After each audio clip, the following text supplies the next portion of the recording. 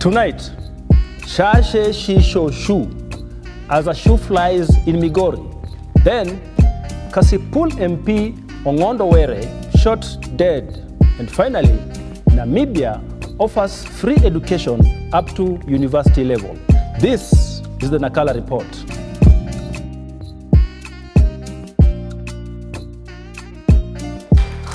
Welcome, folks. Welcome to the Nakala report. Asante sana. I'm your host, Nick Akala. Thank you very much. Asante. Now, folks, you all know that for us Christians, Sunday is supposed to be a day specifically dedicated to our Lord and Savior. Nothing much, nothing less. And not just that, it is supposed to be a violence-free day full of godly love, brotherhood, and with a lot of peace. So I was quite surprised last Sunday when the people of Migori decided not to do any of the things mentioned above.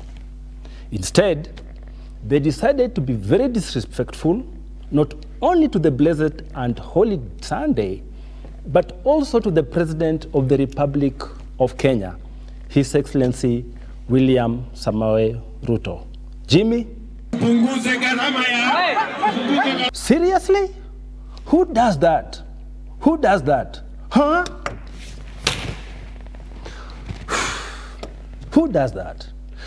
I mean, this is the President of the Republic of Kenya, Kenya's citizen number one, and the only individual who holds the highest esteemed office in the land.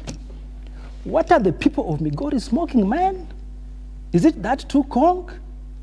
Anyway, you can be sure that this is not just another story of Yajaba created by you fake journalists out there, yeah? Because the shoe can be clearly seen flying right through. This is an abomination, man, an abomination. So, for whoever did that, for Pete's sake, what could be your explanation, man? Utaambia watu nini, bro? And while there have been a lot of speculations about the intentions of the flying shoe suspect, Kenyans on social media have been giving not very social theories on why this happened. Some have suggested that the shoe always passes at the very place at that exact time daily. And so they argue that it's the president who may have been caught at the right place, but at the wrong time. Others have said that the guy didn't mean no ill, but he was just driven by a burning desire to have the president put himself in our shoes. So, regardless of the case, my hope is that both the president and kwani watu wa Migori wamefika hapa? Anyway, watu wa Migori.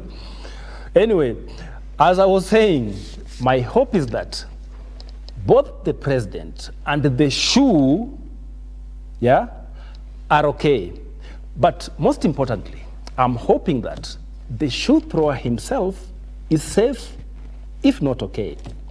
Nonetheless, you and I should not worry about the ugly situation, okay? Because guess what? The hawk-eyed presidential security team were able to comb through the crowd and make some arrests. Jimmy? Still from Migori, 3 individuals have been arrested in Kuria West, Migori County, over an incident where a shoe was thrown at President William Ruto while he was addressing residents. Yes! Boom! Boom! Boom! Arrested. Yani jamaa ameshikwa. But wait a minute. Something is not adding up right there. Why have they arrested 3 people while it was only 1 shoe that was thrown? Huh? I mean, how can 3 people wear or throw 1 shoe? Or is this a classical case of wear 3, throw 1? Or better still, arrest 1 and get 2 for free? And to help me answer some of those very disturbing questions, here is Alexa. Okay, here is Alexa. All right. Alexa, is there anything like arrest 1, get 2 for free? From avvo.com. Prison is up to the parole board and there is almost no connection between analysis like 2 for 1 as the parole board uses a grid and other factors to determine eligibility for parole. Okay. Alexas have said that there is no connection between arresting 1 and getting 2 for free. Or let me just ask Alexa another question. Alexa, did someone throw shoes at President Ruto in Migori? From wikipedia.org. Some theories suggest the custom originated with members of the military, who are said to have thrown military boots, often painted orange or some other conspicuous color, at overhead wires as a part of a rite of passage after completing basic training or when leaving the service. Oh, we are talking about Migori, Alexa. We are not talking about boots and the military. Alexa nasema hajui hiyo maneno, or maybe hata labda Alexa hajui president wetu. Ebu wacha nimuulize tena. Wacha nimuulize tena. Alexa, who is President William Ruto? Sorry, I don't know that one. Alexa, namjua mazo. Behave. One more time, okay? I'll give you another chance. One more chance. Alexa, who is President William Ruto? According to Wikipedia, William Kipchirchir Samoei Arap Ruto CGH is a Kenyan politician who is the 5th and current president of Kenya since September 13, 2022. Oh, wow. Wow, good. At least Alexa knows our beloved president, Maze. So, anyway, away from Alexa, I know what most of you have been saying about this shoe throwing thing. Oh, President Ruto is a very unpopular president. Oh, it is because of his high taxes. But the truth of the matter is that President Ruto is not the only president to have involuntarily came into contact with the flying shoe. Yeah? In 2008, and while holding a press conference in Baghdad, Iraq, with then Prime Minister Nouri al-Maliki, former US President George W. Bush also found himself in a similar situation. So, let's see if Alexa knows about that highly publicized incident around the world back in 2008. So here we go. Alexa, was President George W. Bush hit with a shoe in Iraq? I'm not quite sure how to help you with that. See? Alexa doesn't know so much about that either, so I better stick with I'm not quite sure how to help shut up, you with Alexa. So I better stick with my Google or YouTube, because Alexa's hanging and pair stories are jabba. Thank you for watching. Stay tuned. When we come back, our monologue.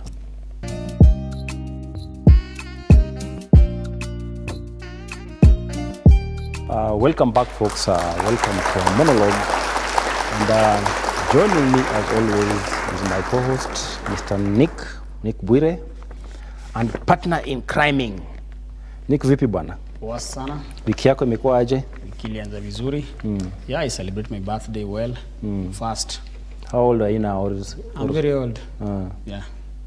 Usemi, unajua ma ladies ndio wasemangi hiyo maneno. No, ladies wanataka kujua age yangu ya kazi gani. Some of them will call me mtoto. I don't like that. Mtoto in quotes ama mtoto in capital? Mtoto. Katoto ama 29 and you are 42, anasema bado ni mdogo. Oh. Yeah. Unasemanga age is just but a number. Sasa usikuwe na shaka kuitwa mtoto. Bwana, kuna vitu mingi yamefanya hika Kenya bwana, so tuko na vitu mingi lakini time hatuna. Yeah, lakini hii mambo ya kiatu hii I think tutarudia kidogo. The flying shoe. The flying shoe, yeah. Because hatujaguzia sana ile part 1. Oh, okay. So we'll dive right into it and touch on what has been going on. So what do we have? Yes, President William Ruto's speech was briefly interrupted on Sunday when a man hurled a shoe at him. This happened when the president was addressing a crowd in Kehancha, which was his final stop on his first day tour of Migori County. And the president, who was concluding his speech before inviting other leaders to speak, appeared shocked as the shoe flew towards his face, and he actually reacted by trying to block by his hand or using his hands. And as expected, this very embarrassing incident prompted UDA Kuria Women's leader, Bevin Bokhe, to apologize and condemn the act, which she termed unfortunate, yeah? And in her apology, she said, "On behalf of the community, I apologize to the president for the misfortune and embarrassing incident. We thank him for goodies he has brought." Nick, Raisi ameletea watu wa Kuria goodies and then anakutana na kiatu ama viatu. No, ni kiatu.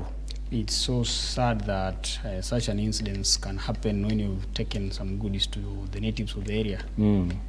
Well, I can't say it might have been stage managed with something, but once somebody is indisciplined, somebody is just indisciplined. Whoever that did did wrong to the state, not even the president. Yeah. But Nick, what if you know this is Kenya, yeah? In other countries, you can easily walk into the mayor's office, to the governor's office, to the president's office, and register your displeasure about some things. But in this country, you know, they are gatekeepers. What if this was the only way this guy could pass across his message? Well, if you want to air your views against the government today, we've given so many portals. Like which one? eCitizen, Uduma number, Uduma center, you can go there and do whatever you want. Whether they will read that or not, you published your grievances. But this one is so indisciplined. Okay, you can imagine what he's going through right now. Trust you me. Nick, let me take you back a little bit, yeah? You're saying about Huduma number, I don't know what. Do you remember the former deputy president, Rigathi Gachagua, said that even himself, he was restricted access to the president. That is the deputy president of the Republic of Kenya. So if the deputy president can be restricted some access to the president, who is a common man? Okay, just like I've said, instead of putting yourself in such a mess, why don't you just go online and post something that shows your displeasure in the governance? Did you see just recently some guy? Because I've seen some people defending the act, saying, okay, alikuwa tu sawa. Yeah, it's not a good act, but like I'm saying, he was maybe just, this was the only avenue to pass his message across. No, he could have heckled him, like as normal, hatutaki, though Ruto must go, he's used to that. But throwing a stone at him is bad. Yeah, it was bad. Yeah. So this is the president of the Republic of Kenya. No matter how much you disagree with him or her, the presidency should be respected. So for whoever did that, we understand that maybe you are trying to pass, lakini anyway, labda alikuwa anajaribu kupitisha message na ameenda kwa MCA wakamchocha nini. Anyway, you know this is Kenya, yeah? Siangeita tu security mmoja ampei kiatu amwambie pelekea rais. Unafikiri hiyo security angepelekea rais hiyo kiatu? Sasa hapa angekuwa amesend message. Feel vile kiatu inanuka. Hiyo kiatu haingefikia rais. Haingefikia, huyu angekataa. Yes, of course, but throwing a shoe at the president was actually like digging your own grave. Anyway, like I've said previously, I hope the guy is okay or safe and everything that you know when apewe tu basi kazi ya kulisha nguruwe, akwe at least kaule prodigal son, but I know well that the boy is not going through some good times. Exactly. So next time we think about doing some things, we should think twice. And moving on, but still on some very extremely sad news, last week on Wednesday, Kasipul MP Charles Were Ong'Ondo was shot dead by a gun-wielding assailant on a motorcycle.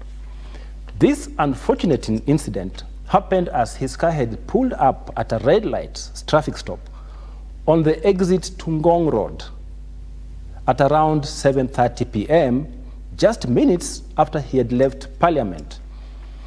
And what is more disturbing is that the MP had previously complained that his life was in danger, citing several violent incidences that marred his meetings in his constituency. And thank goodness, as we speak, detectives have several promising leads, including some arrests, which have been made in connection to the slaying of the legislator. May his soul rest in eternal peace. Nick, who is safe, who is not safe? This is an MP, a member of parliament, who probably had his own gun, and also he had a bodyguard who had his gun. Kama sasa MP, with all that security protocols and whatever you want to call it, could succumb to such an ugly and very devastating incident. How about you and me, Bwana? Nick, how many MPs do you know that have been assassinated in this country since independence? I know there is Tom Boyer, there is J.M. Kariuki, there was Gama Pinto. Pio Gama was the first one, yeah. And then actually there are supposed to be 7 or 8. Mugabe Were. There is also Muchai. Muchai. And some others maybe. Yeah. These incidences happen in one way or in one funny way. Others in broad daylight, others early hours of the evening. How can a red light stop the convoy and then a motorbike guy pulls down only for them to assassinate the MP only and not the security and not the driver? But then there's but maybe this was a specialized person, so he knew how to take out his target without causing, what do you call it? Casualty harm or something. Yes.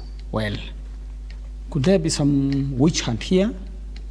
Of course, the family has said that there is some political angle to this, which of course we can best leave to the investigative bodies. DCI and stuff, yeah. But then again, you know, these kind of stories, you know this is Kenya. I keep on coming back to that. Hiki tunaweza pelekwa ya Muchai tuliambiwa ni nini? Ya huko?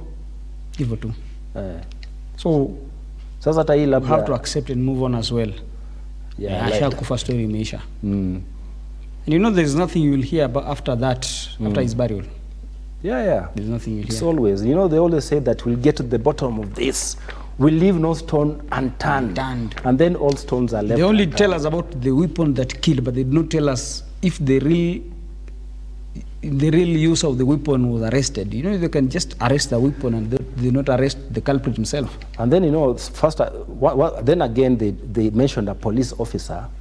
That police officer is not being mentioned anymore. So these things are twisting. Unajua hii story inaweza enda hivi, ende hivi, keuke hivi, like Oscar Sudi anapenda kusema enda namna ile hivyo namna hivyo alafu inapotelea na mambo inaisha hivyo. Yeah, but we hope that whoever did that was so daring to do that is brought back or is brought to book, because as a country we cannot allow such things to be happening. Yeah. If those people who are weaponed, their allocated security are not safe, who are we? Yeah, in fact, even Homa Bay MP, Mr. Peter Kalumo Pondo, said that the MPs are now afraid of their lives.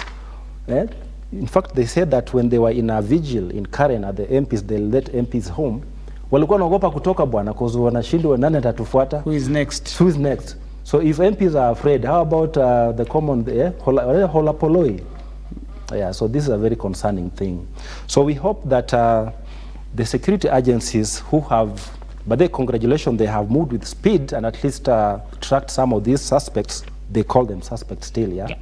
We hope that they unravel everything and at least bring the family some closure, and so that the MP could not just have died in vain, but at least his assailants will be brought to book. Thank you for watching. Stay tuned. When we come back, our thank you notes.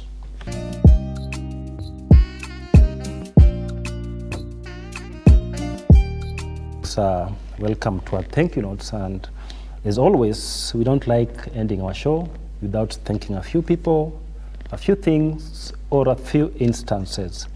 And this week will not be any different. So we're gonna go ahead and thank a few people.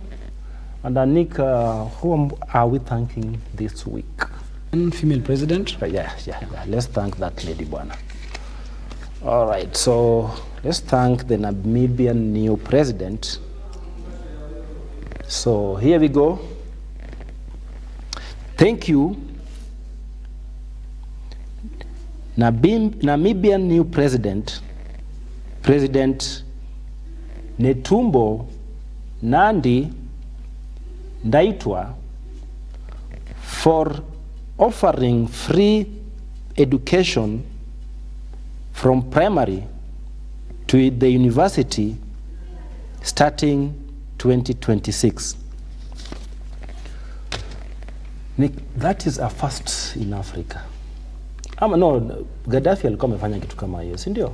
But go then look at the GDP ya Namibia na Kenya. I have no idea. Can you indicate me kidogo? GDP ya Namibia iko chini ya GDP ya Kenya. Ya Kenya. We have money in our pockets, but we don't want to spend it on education. This is just one country that is, let me not call it poor, but Kenya is far much better at it on economic grounds. But they're giving their children free education. Free education. Here, politicians are building schools for themselves, and they want parents to pay them school fees. Hapa kwetu bwana, hata hii gava amesema subsidy, ama nasema capitation, na ni just a small percentage ndio gava imeshindwa kutoa. Huko hivyo imekataa kutoa. Sio eti imeshindwa, imekataa kutoa. Imekataa kutoa. Baadaye inaweza kuwa imekataa kutoa, kwa ukiangalia kama wanasema kwamba president mwenyewe alisema kwamba alitumia 500 million kuenda kutongoza mambo ya MEC kwa hosted in Kenya. If you hear that we've done SGR at around double price of thrice the price, it means we have money. We have money. Ukiona sijui Anglo leasing, sijui Eurobond, bwana kuna... In fact, they spend a lot of money investigating money that was looted, more than what they are trying to look for. Yeah. And it doesn't get anywhere. 5 billion maybe, they spend 7 billion after 5 billion. Like, did you see that story of, I don't know if it was true, the Dagoretti MP? I don't know if it's Dagoretti North. No, is it North or South? Kiaria. Ridiculous. Yeah. Actually spend to set up a tent. Yenye alikuwa anapeana bursary ya 5 million, ali spend like 7 million. I don't know how true that story is. But if that is true, yo bwana, man eat man society. Man eat man society. Nani alisema hivyo? Julius Kabarage Nyerere. Tuko pabaya basi. So if Namibia, a country that is at least behind us in terms of economic strength, wanaweza kuafford kupeleka watoto from primary mpaka university free. Na sisi hapa hata wacha university, hata health ni shida. We, kubaya lakini Baya. Anyway, so thank you President Netumbo Nandi for offering free education from primary to university. Indeed, you are an exceptional leader in that front. Thank you very much. Thank you for watching. Don't forget to tune in every Friday at 8:30 p.m. to catch up with the Nakala report only on Lookup TV. Thank you, good night, and good luck. Yes, sir. Tuende na Namibia tusome tena. 20 years in the university in Namibia.